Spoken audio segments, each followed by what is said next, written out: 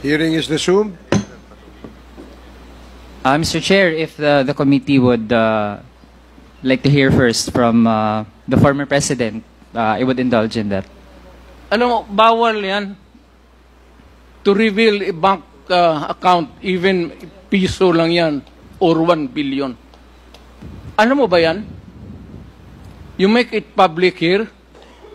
Hindi mo ba alam that I could charge you for that alone? That single statement, I can send you to prison. I guarantee you. Hindi mo ba alam yan? Mr. Chair, if our resource person is done, hindi po tayo nathi-threaten doon. And in fact, Mr. Chair, produce the na po natin. document. Mr. Chair, I have the floor. Suspension again. Because I will be charging you.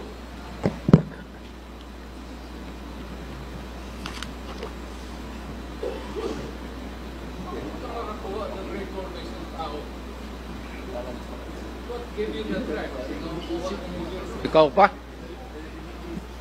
Ano ka man? Sino bang niluloko mo dito? You go home and plant whatever you want to plant. Ayaw kong sabihin.